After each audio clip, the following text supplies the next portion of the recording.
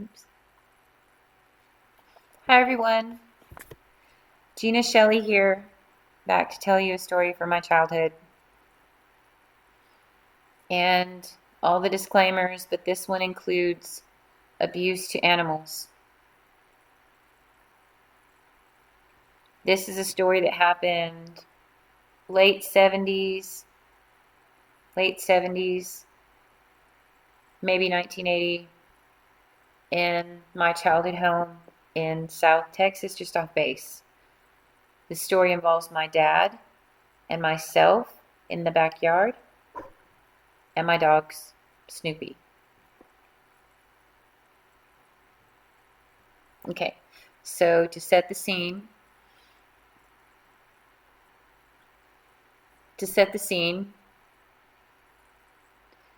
all right, so Texas is hot, y'all, and this was a hot summer day. Um, as a young child, my mom would, I would be wearing my play clothes or a bathing suit, just running around in the backyard or whatever. It's hot, hot. We didn't have an air conditioner, no air conditioner. My dad did not believe in that. He was a drill sergeant. True story. So I'm in the backyard doing cartwheels, I assume. I did a lot of those back then. And my dad is on the other side of the backyard where the big shed is that he built. He built a big shed. And it's just us. It's just us. And there where we lived, everyone's backyard was fenced. And we had a couple of dogs, and the neighbor had a little dog, I believe. And but everyone's fence was lined everything was lined up on a grid. In the backyard, my dad's in the backyard. I am as far away from him as I can possibly be because his presence gives me the physical chills. Always has. Cartwheel, cartwheel, cartwheel. And as I'm coming up from a cartwheel, I hear my dog that he gave me a year before, a little fox terrier that looks like Snoopy from Peanuts with the black spot on his ear and everything. I love this dog. I hear him yelp, "Arr!" And that immediately, my whole attention is turned to the direction of where he's crying.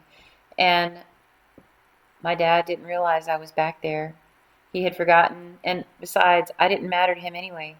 But what wound up happening, I looked, and he has picked up my dog Snoopy by the scruff of the neck. My dad's a drill sergeant. He's 6'3", 6'4", a brick outhouse. He's picked up my dog by the scruff of the neck, and he has raised him as high over his head as he can. He's lifted him over his head, and he's fixing to come down with my dog as hard as he can on the ground. And I had looked in the moment when he was just fixing to slam him on the ground. Was just fixing to make that arc motion and come straight down. And as I looked in the direction, I'm 7, 8 years old. My dog is, I'm terrified. I'm so and horrified all in the same moment, and from a place that only God could have done this, because I was so petrified of my father. I would have never said anything even the least bit disrespectful to him.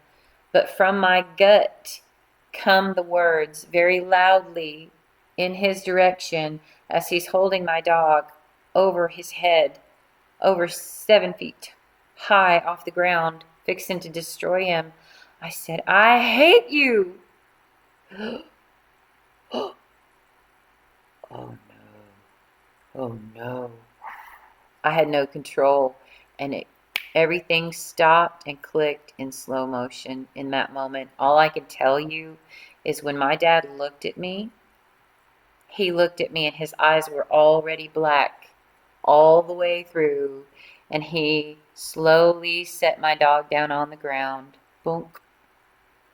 Never took his eyes off me. And he was long-legged military man, made very quick strides in my direction with eyes that were jet black, with all intent and purposes of destroying me, because you don't talk to him like that. And I literally was watching my own death happen in very slow motion, and there was nothing I could do but just stand there. I mean, I was powerless to help myself. And in that moment, I was completely unaware. My mom had been standing at the kitchen sink looking out the window that overlooked the backyard, and she saw what was about to happen, and in her angelic way, she goes, "Gina," and calls for me, and just like that, it broke the action just long enough for me to slide like a baseball player sliding home, slide underneath his grasp and duck underneath him and go in through the back sliding glass door and run and hide behind her legs, which is exactly what I did. So God intervened in that moment and saved my life. But I can assure you, all he did was hold on to that and held grudge against not just me, but my dog. He never liked that dog. He always mistreated that dog. My dog could jump the fence and could, follow me to school, which was right across the street. But um, he he mistreated all of the all of our household pets, including my horse that I got when I was 17. He wasn't kind to any of the dogs that came after. So this is a real trend with sadists and psychopaths. It's a real red flags. And it repeated itself in another family member's life. I saw same thing. Anyway, I was miraculously saved from utter destruction, and it's still, even as I recall it, it's still hard for me to, I'm like, when I get to heaven, I think there's going to be a mile-long line of guardian angels who have literally been like, "Phew, huh, you really wore us out. Oh my goodness." And there's going to be a whole, and be like, "Oh, there they are, my guardian angels." And I'm so thankful for God's protection, because he does give us his divine protection, provision. If we allow him, he will give us purpose. He will fulfill his promises in our lives, and he's our propitiation, which means our substitution. His atonement, his sacrifice on the cross, is our propitiation, where he stood in for us in death and came back to life. And we can have new life with him by accepting his sacrifice that he made for us. It's a free gift. I highly encourage you, because this is the only way I know of getting free. I tried other methods that didn't work for me. They helped me marginally, but getting to this point of being able to tell my story that I've had to keep secret my entire life is really the pathway to freedom for me. It's about God's truth. And I hope maybe that's a good fit for you. If it is, please reach out. We'll celebrate that together. But I'm just thankful that God has delivered me from so much darkness and brought me into his marvelous light.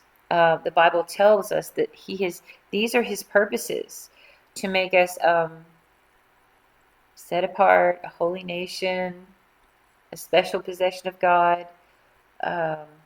There's more. But from out of darkness into his marvelous light. So be encouraged that if you feel you've been targeted, gaslit, abused, mistreated, misunderstood, broken over and over and over and over and over, and you never understood why, and the folks who were doing it just expected you to keep taking it, understand you don't have to keep taking it. Stand up for what's true, God's truth. And for that, you have to go to His Word and study His Word, and so that you know when a counterfeit comes up and tries to take advantage of you, if you know the truth, a counterfeit sticks out like a turd in a punch bowl. That's the truth. So be encouraged. Find someone trustworthy that you can share your stories with, who will sit still and listen to you and support you and encourage you. Children cannot consent to being abused. Children cannot consent to keeping secrets. It wasn't your fault. Remember that. God is raising you up for a season, and be encouraged. Stay tuned.